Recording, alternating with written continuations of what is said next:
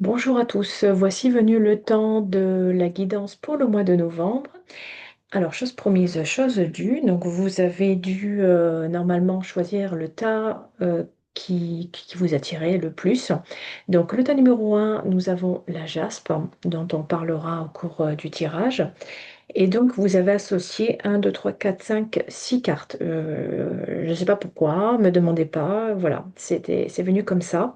Et cette fois-ci, j'ai eu envie d'avoir certaines cartes en commun avec le tas 2 et des thématiques différentes, au ressenti toujours, avec le tas un ou le tas 2.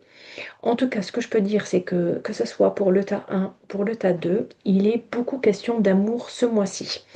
Alors ça tombe bien parce que les énergies du mois de novembre 11-2, nous sommes en lien avec l'énergie féminine, une énergie de douceur, de paix, de sérénité, mais aussi d'intuition, de vraiment d'être connecté à notre canal, que ça soit médiumnique, intuitif, mais en tout cas d'écouter également ses intuitions. Et donc dans ce tas-là, donc je vais commencer avec la fameuse carte de la numérologie énergétique. Je vous ferai les photos comme d'habitude. Donc, c'est la carte numéro 8 qui est la magie. Donc, cette carte-là nous parle d'abondance sur tous les plans. Mais comme je vous ai dit, par rapport aux cartes qui sont sorties, moi, j'ai plutôt envie de le relier à l'abondance au niveau affectif, au niveau amour. Alors que ça soit de l'amour porté à vous-même, mais que ça peut être aussi de l'amour par rapport à votre entourage. En tout cas, ce mois-ci, en tout cas, cette carte nous montre, pour ceux qui ont choisi ce tas-là, que vous avez vraiment les capacités pour amener de la transformation, de l'abondance dans votre vie, surtout relié en fait au chakra cœur, au cœur, à cette énergie d'amour. Donc vous êtes magnétique, on nous parle de magnétisme pour attirer justement le partenaire idéal, ou en tout cas si vous êtes en couple, il peut y avoir vraiment un regain, un rééquilibrage, une transformation dans votre relation qui peut vous amener cette abondance amoureuse. Euh, Ensuite, nous avons justement, puisque on parle là on parle sur ce sujet-là, sur l'oracle projectif d'Abélina, j'ai tiré cette carte-là. Alors, évidemment, les noms sont à l'envers, donc je vous les lis. C'est marqué sexualité sacrée, fusion et retrouvailles. Donc, on est en plein dans le thème, comme je vous disais. Il y a vraiment un renouvellement qui vient du cœur dans votre domaine donc affectif, dans votre couple, dans votre vie de famille, hein, parce qu'on parle de fusion, de retrouvailles. Peut-être que justement vous allez revoir une personne qui était chère à votre cœur, avec qui vous avez mis de la distance et finalement vous allez pouvoir revoir cette personne et ça va il va y avoir une relation qui va démarrer, redémarrer en tout cas, mais complètement différente par rapport à ce que vous avez connu si c'est des retrouvailles, justement. Ensuite, on nous parle, pour rester donc sur la thématique, donc ce jeu aussi, vous savez que je l'utilise assez souvent, donc c'est l'oracle de la guérison du cœur amérindien. Il y a une méditation qui est associée à chaque carte, je vous la ferai aussi en photo. Donc c'est la déesse papillon, le 27. Et là aussi, on nous parle de transformation, de vraiment quelque chose qui va arriver dans votre vie d'une manière très positive. Euh, alors, j'essaie de retrouver le petit guide parce que je ne les connais pas de tête celle-ci. Voilà. Donc, effectivement, comme je vous disais, cela nous parle de transition, de communication non verbale et d'âme sœur. Donc, ça va exactement dans ce thème-là où on parlait de retrouvailles avec une personne. Ou alors des retrouvailles, on va dire, dans cette vie-là, quelqu'un que vous avez connu dans une vie passée aussi, et que vous retrouvez à ce moment-là parce qu'il est temps, parce que c'est le moment, et que tous les deux, vous êtes prêts à vous épanouir dans cette relation-là. Donc effectivement, la déesse papillon, elle est très liée à l'amour et à la transformation. Donc on reste dans le thème depuis le début de la transformation et de l'amour. Je pense que c'est vraiment les deux mots-clés de ce tirage-là. Donc, la méditation, vous aurez besoin de cristaux, pour créer une grille, pour faire un mandala sur le sol ou sur une surface plane. Et normalement, effectivement, il y a le mandala de la déesse papillon que je vous ai montré en carte que vous devrez utiliser. Et encore une fois, on nous parle du chakra du cœur. Donc il y a vraiment quelque chose là qui est très lié à des retrouvailles. Je dis toujours les mêmes mots, mais c'est vraiment quelque chose de très fort parce que là, je vois au niveau des éléments clés, on nous parle effectivement de reconnexion avec le passé. Donc ça rejoint ce que je vous ai dit. Ensuite, on a trois autres cartes qui nous donnent des éléments différents. Donc, je continue avec le jeu Dixit que j'aime beaucoup. Alors, c'est un jeu en fait de société, mais certains médiums, certains voyants utilisent. Alors, il y a plusieurs types de jeux dans Dixit, plusieurs extensions. Moi, j'ai choisi une extension qui me parle énormément.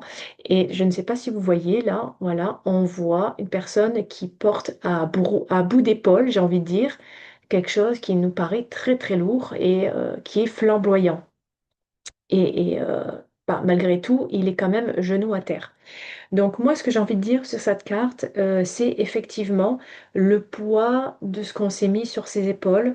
Peut-être qu'il est temps, justement, puisque ce personnage est à genoux, de poser tout ce qui vous pèse, justement, littéralement, sur les épaules à terre, et de retrouver cet équilibre que peut-être même votre corps réclame à grands cris parce il est temps de poser ce fardeau à terre et de vous délester ce dont vous n'avez plus besoin, eh bien, pour faire le lien avec ce qu'on avait dit, pour vous épanouir dans cette nouvelle relation ou dans cette relation transformée. C'est vraiment le feu qui brûle, donc j'imagine que ça doit être très très chaud voilà, au niveau du cou. Donc il est vraiment plus que temps de le déposer.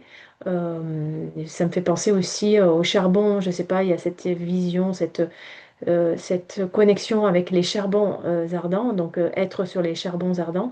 Il n'est pas sur des charbons ardents, mais malgré tout, on voit bien qu'il y a ce feu qui demande à être déposé pour ne plus en souffrir. Voilà. Euh, mais on voit bien que c'est quelque chose qui est presque de l'ordre du mystique. Parce qu'on voit qu'il y a des ronds comme ça, c'est doré. Il y a des signaux, enfin, il y a comme des galaxies en fait ou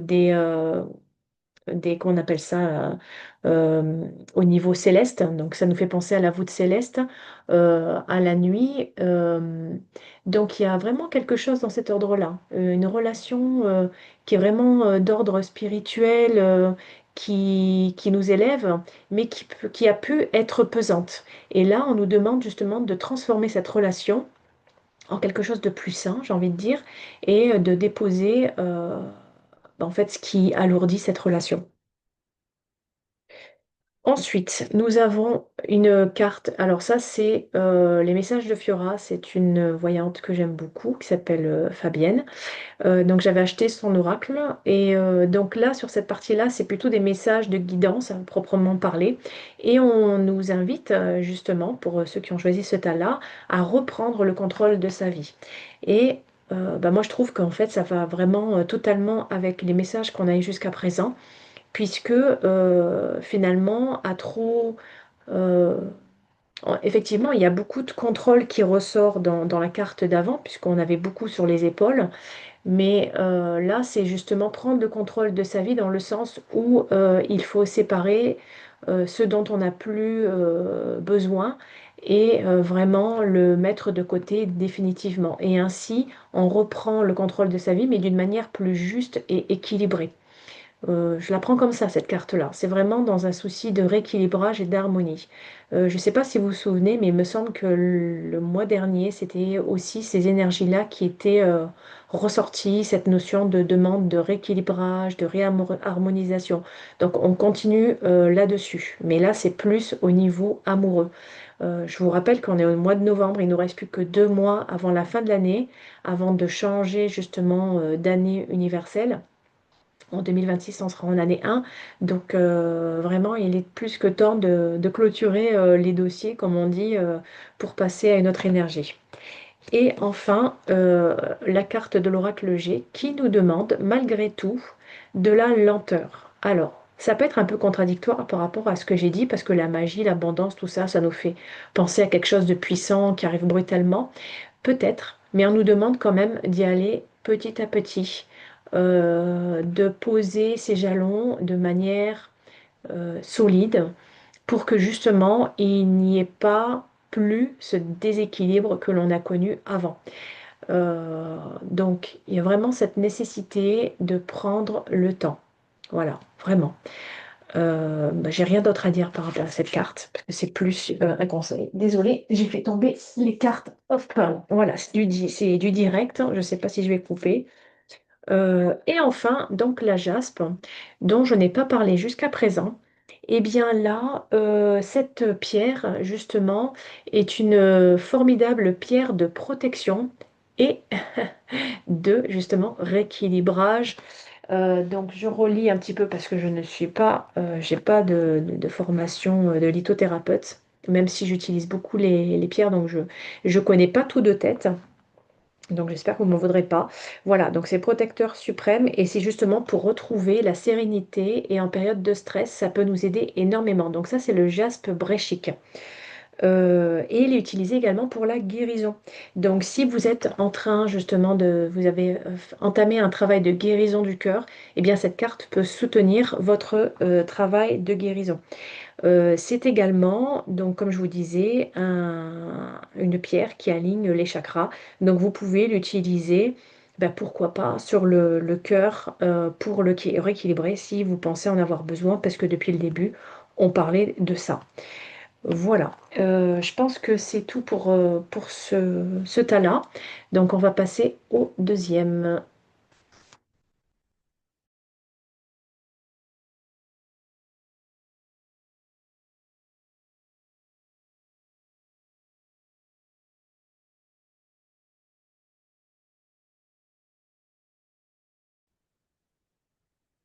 Donc voici le deuxième tas. Donc le deuxième tas, c'était cette pierre qui est donc la rhodochrosite. Donc pour ceux qui connaissent, c'est vraiment une des pierres qui est emblématique de l'amour.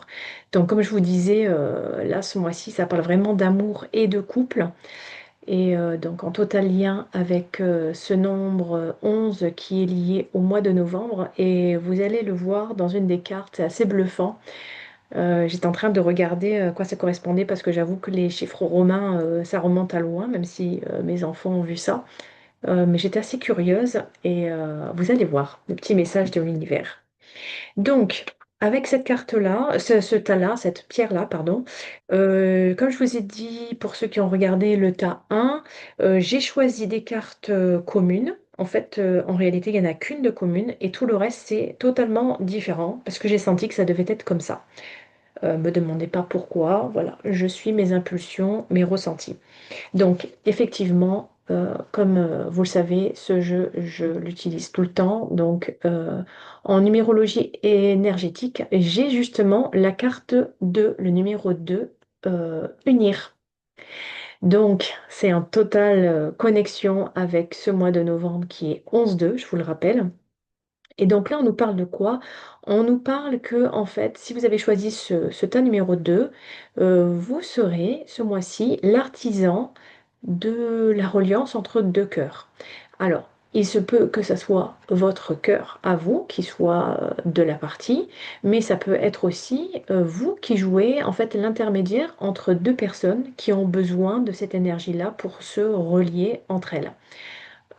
Quelle que soit en fait la possibilité, ce qu'il faut retenir de cette carte, c'est que vous avez vraiment cette énergie-là en vous pour ce mois-ci, pour... euh, alors, vous allez voir dans les autres cartes, parce qu'on parle de remise à l'ordre, il y a quelque chose aussi de l'ordre des blessures, de finalement mettre de l'ordre dans son propre cœur. Et là, contrairement au tas 1, on nous dit qu'effectivement, il y a eu peut-être des blessures, des trahisons qui vous ont été faites et que ça vous empêche aujourd'hui, euh, ça vous a empêché. Et en tout cas, là, maintenant, vous êtes prêt à entamer ce travail de guérison du cœur pour aller de l'avant.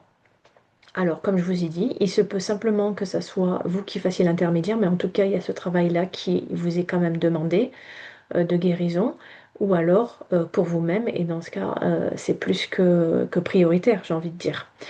Donc, c'est ce que je retiendrai de cette carte, c'est vraiment cette... alors, c'est aussi de la magie, quelque part, comme le tas 1, mais de la magie pour unir deux cœurs. Voilà, tout simplement. Je pense que c'est ce qu'on peut retenir de cette carte-là. Et comme par hasard, j'ai tiré donc avec l'oracle, je crois que c'est l'oracle intuitif, la carte de la famille. Alors, vous allez me dire, la famille, le couple, c'est pas pareil. En fait, quand on lit les thématiques de cette carte, hein, ça va beaucoup plus loin que le nom famille. Donc déjà, ça peut être une famille d'âme. Et là, le sens d'intermédiaire prend tout son sens, c'est-à-dire que peut-être au sein de votre famille d'âme, la famille que vous êtes choisie, pas la famille de sang, vous allez avoir ce rôle-là d'unir deux personnes, en fait, d'être le lien entre ces deux personnes. Ça peut être aussi donc votre couple. Effectivement, c'est pas vraiment uniquement que la famille. Oui, bien sûr, ça peut être la vraie famille pour le coup, mais comme on parle plus d'amour, c'est vraiment axé couple, famille d'âme, euh, âme sœur. Voilà, on est vraiment dans cette thématique-là plus précisément. En tout cas, cette carte-là est toujours positive. Donc, ça veut dire que là, il est temps de faire ce travail-là sur vous pour justement aller du côté, on va dire, lumineux dans une nouvelle relation. On peut dire ça comme ça. Moi, pour moi, c'est vraiment une nouvelle relation qui s'installe. Et donc, pour ce tas-là, j'avais envie, en fait, j'ai ressenti le besoin d'utiliser l'oracle de la flamme d'Anka. Donc, je ne sais pas si vous connaissez. C'est de Stéphanie Abelin. Alors, cet oracle, il est assez particulier. Je ne l'utilise pas très souvent. C'est vraiment suivant les thématiques abordées avec les personnes, ou si justement elles ont besoin d'un coup de pouce pour guérir. Et c'est fou, hein, parce que vraiment, on est dans cette énergie-là et tout correspond, encore une fois. Donc, c'est pour comprendre et libérer ces blocages émotionnels et amoureux. Donc, pour ceux qui ne connaissent pas, il est en trois parties. Donc, on est obligé de tirer trois cartes. Il y a une carte qui va mettre le doigt sur le type de blessure que vous avez. Donc, si vous avez choisi ce tas-là, qu'est-ce qu'il en est en fait? Qu'est-ce qui a généré cette blessure? Et un outil pour justement essayer de guérir de cette blessure. Alors, je vais vous montrer ces trois cartes dans l'ordre. Donc là, vous avez la carte de les blessures de l'âme. Donc effectivement, là, on nous parle que vous avez sur, sur vous, dans votre âme, cette blessure qui vous empêche justement d'être heureux, heureuse dans votre vie amoureuse. Euh, alors, si effectivement on revient à ce rôle d'intermédiaire, ce n'est pas anodin si on vous a choisi comme intermédiaire pour unir deux cœurs. Parce que de toute façon, dès lors que on intervient pour une personne, c'est comme un effet sur vous-même aussi. Donc, il y a toujours quelque chose à en tirer. Faut pas croire que c'est oui, c'est pas pour moi, etc. Ça va rien me faire. Si, si, il y a quand même une action derrière. Donc là, on nous parle effectivement d'une blessure que vous avez au niveau de l'âme. Donc ce n'est pas une blessure transgénérationnelle. Donc pour la petite histoire, il peut y avoir quoi? Les vies antérieures, la lignée transgénérationnelle, euh, les blessures de l'enfance, les blessures de l'âme. Donc là, c'est vraiment lié à des émotions vécues qui sont directement liées à l'état d'âme de votre être. Donc là, je ne fais que lire. Euh, donc là, il est question de ça. Et là, qu'est-ce qu'on nous dit? On nous dit que c'est par rapport à un modèle biaisé. Qu'est-ce que ça veut dire ça? Ça veut dire tout simplement que sûrement, dans votre vie, vous avez eu comme modèle un couple, un ou plusieurs couples, qui vous ont fait penser que le couple devait fonctionner comme ça. Et en réalité, pas du tout, c'était sûrement dysfonctionnel. Donc je vais vous lire l'intitulé, enfin ce qui est dessous ce modèle biaisé. Donc votre rapport à l'amour a été biaisé à cause du modèle parental, donc oui, parental, que vous avez pu avoir et des croyances qui en découlent. Vous pouvez attirer à vous le partenaire ou le couple qui ne vous correspond pas, car vous rejouez le modèle familial encore et encore. Donc, je ne me rappelle plus à quel point c'était précis, donc c'est uniquement le modèle parental. Ou peut-être qu'on peut l'extrapoler, mais en tout cas, c'est ce qui est marqué sur le petit livret. Donc, en libérant cette mémoire, vous vous autorisez à libérer cette croyance et à en rebâtir une autre plus alignée à vos désirs. Donc, c'est exactement ce que je vous disais. C'est vraiment là, il est temps de se libérer de ce modèle qui n'est pas du tout fonctionnel et qui n'est pas du tout, on va dire, solide pour le futur. En tout cas, hein, on ne peut pas fonctionner longtemps avec ce type de modèle pour repartir sur de bonnes bases. Et l'outil qu'on vous propose dans ce tirage, c'est la lettre d'adieu. Alors ça, c'est pareil, je vous la prendrai en photo. Je vous la lis quand même. Comme ça va vous donner déjà une idée. Donc en fait, c'est tout simplement que on vous invite à utiliser l'écriture pour agir sur les blocages directement dans la matière. Donc certaines mémoires seront plus facilement libérées lorsque votre inconscient et votre inconscient auront posé noir sur blanc la raison de leur blocage. Cette lettre pourra être faite à une tierce personne si vous tirez une carte en lien à une ancienne relation ou un parent, mais également avec une émotion ou une attitude. Donc là, on a dit que c'était le modèle biaisé, donc il se peut que ce soit une lettre faite à un de vos parents ou à une émotion que vous avez ressentie à ce moment-là. Donc vous pouvez dire au revoir à tout ce que vous sentez que vous avez besoin de lâcher, votre culpabilité, vos croyances, votre peine. Et une fois que la lettre est terminée, eh bien, on va dire, c'est souvent le cas, on vous propose de vous en débarrasser en la brûlant ou en la jetant à la poubelle. Bon, je ne suis pas trop pour la jeter à la poubelle, je dirais plutôt la brûler ou à la limite l'enterrer dans le sol, mais je dirais plutôt la brûler avant de toute façon. Donc là, on a vraiment un outil dans ce tirage-là, hein, on a vu de guérison. Et tout le reste des cartes vont vraiment dans le même sens. Donc, pour l'oracle de Fiora, donc oui, effectivement, j'ai utilisé aussi ce jeu-là pour ce deuxième tas. On nous parle de être dans l'amour des autres. Et là, je rebondis sur autre chose. C'est que, effectivement, dans vos relations, comme vous avez eu le cœur blessé, eh bien, peut-être que c'est compliqué d'avoir des relations, même amicales, à cause de ces blessures-là. Et là, on vous demande vraiment d'ouvrir votre cœur aux autres, d'enlever cette protection que peut-être vous avez mise sur votre cœur pour ne plus être blessé, parce que vous êtes, en fait, vous avez le cœur à vif, tout simplement. Et en parlant de cœur à vif, eh bien, donc la fameuse carte dont je vous parlais, c'est celle-là. Donc c'est le Dixit. Oui, effectivement, là aussi, j'ai pris ce jeu-là. Donc je ne sais pas si vous voyez en bas, là, vous avez les chiffres romains. Donc, il y a X1X, espace CX1V. OK. Donc déjà, attachons-nous un petit peu aux détails de cette carte. Donc, plein de cœurs différents, comme si c'était un tableau entomologiste de papillons, où on met des épingles, hein, vous voyez, des épingles sur les cœurs, avec des cœurs tous différents. Donc, on peut voir, pour moi, les multiples blessures qui vous ont été faites et qui se sont accumulées au fil du temps. Et qu'est-ce que nous avons comme nombre? Eh bien, là, c'est le 19. Au milieu, c'est le 100. Et après, c'est le 45. Donc, nous avons 19, 100, 45. Alors, vous allez me dire, peut-être que ça veut dire 1945. Non, j'ai vérifié. Si on voulait écrire 1945, ça ne s'écrirait pas comme ça. Cependant, il ne faut pas quand même négliger que quand on le lit, ça fait 19, 100, 45. Donc peut-être que ça va évoquer quelque chose chez vous, pour ceux qui ont choisi ce talent. Peut-être l'année de naissance justement d'un des parents qui vous a fait souffrir.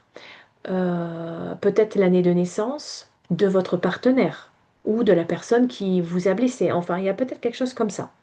Mais le plus fou dans l'histoire, c'est que je me suis dit, en tant que bon numérologue, bien sûr, j'ai fait l'addition de tous les chiffres. Le 19, le 100 et le 45. Donc ça m'a donné 164. Vous savez ce que ça fait 1 plus 6 plus 4? Ça fait 11, comme le mois de novembre. C'est pas fou ça?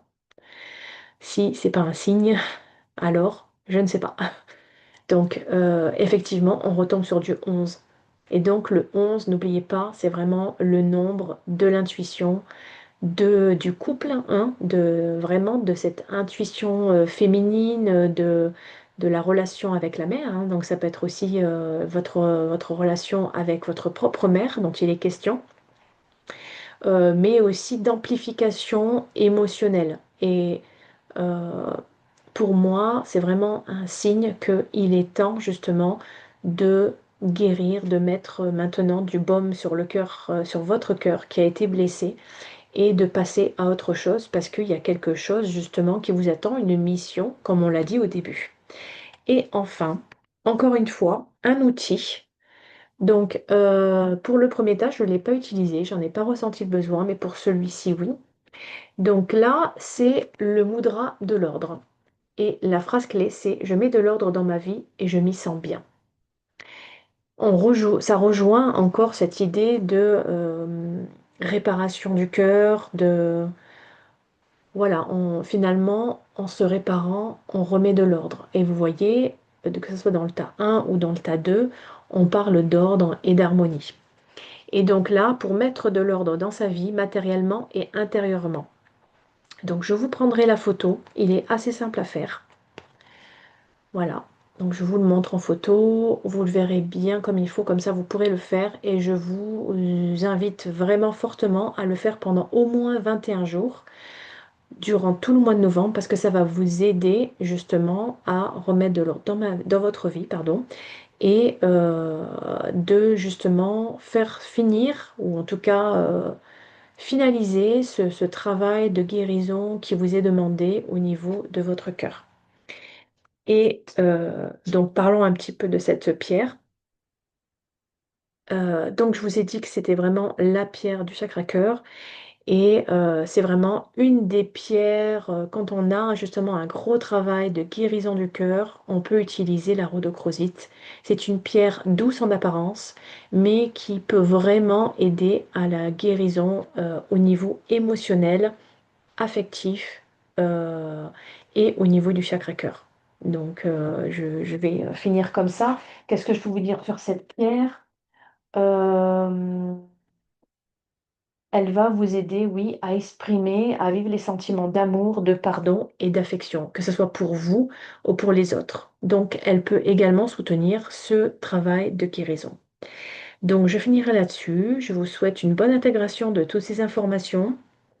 Et si vous avez envie si vous, voilà, vous avez besoin d'être guidé, vous voulez une séance de numérologie de guidance, je vous invite à aller sur mon site internet, sur ma page Facebook et à me contacter. Je vous souhaite une très belle journée et je vous dis à bientôt.